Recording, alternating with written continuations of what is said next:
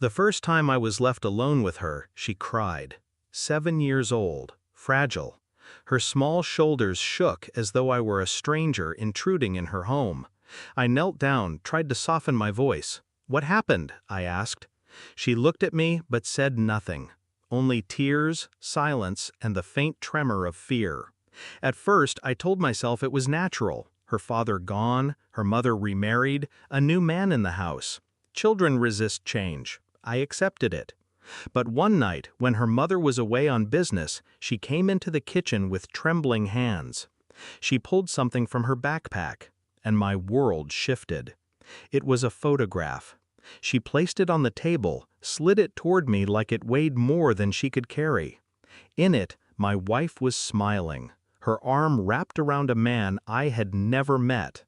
Not a casual smile, not polite. It was intimacy caught in a snapshot. The girl's lips trembled. Mom said, "Not to tell." Her words cracked something inside me. My chest burned, but my face stayed calm. Always calm. Years of discipline had trained me well. Infidelity isn't shocking when it happens. It's the small details. The perfume that doesn't match her usual. The late meetings. The way her phone vibrates face down on the table. I had noticed them. I just hadn't wanted to believe. But here it was, undeniable, handed to me by the daughter who trusted me more than her own mother. I smiled faintly, told her everything would be all right. Then I tucked her into bed. Inside, I was already sharpening the knife of silence. I began quietly. Phone records, receipts, hotel bookings under names that weren't hers. I traced numbers, dates, places. My life became a map of betrayal, and every pin on that map pointed back to her. I didn't rage, I didn't accuse. Outwardly, I remained the attentive husband, the reliable stepfather. I kissed her goodbye when she left for her trips, I helped with homework, I smiled at dinners. But when the house slept, I dug deeper. I listened to voicemails, I read messages she thought were hidden. She wasn't just unfaithful, she was methodical. A double life, built with care, sustained with lies. And the child? She knew. She carried the weight of silence, watching her mother vanish into another man's arms. That kind of knowledge stains a soul too young to bear it. I couldn't allow it. Not for her, not for me. The proof came together like a dossier. Photos, records, a complete reconstruction of her deception. I had enough to end her marriage, her reputation, even her career if I wanted. When she returned from one of her business trips, I waited at the table. The folder sat between us. "Open it," I said. Confusion flickered across her face, then dread.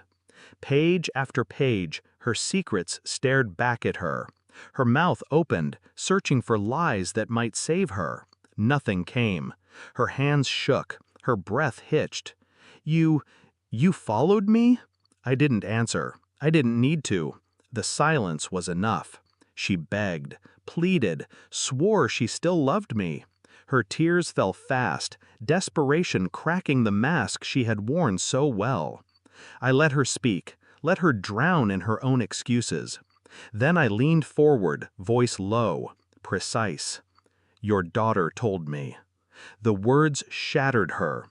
Color drained from her face. She realized then, not only had she betrayed me, but she had forced her child to carry the burden of her sins. It was the one truth she couldn't argue against. I didn't raise my voice. I didn't threaten. I only slid the divorce papers across the table, already prepared, already signed. She broke. Not because of me, because the mirror of her daughter's eyes would never let her forget. I left her there, crumbling under the weight of her own destruction. The child slept upstairs, free at last from the silence she had been forced to keep. She would wake to a different world, one where lies no longer ruled the walls of her home. As for me, I felt no triumph, no joy, only clarity. Betrayal doesn't end in rage. It ends in distance. I walked out of that house with nothing but truth on my side. And in that truth, I was untouchable. She had chosen her secret life. I had chosen to end it. And in the quiet that followed, I understood something final. Love dies loudly, but betrayal kills in silence. Thanks for watching. Don't forget to like, share, and comment. Subscribe now to Cheating Stories Insight World for more amazing stories.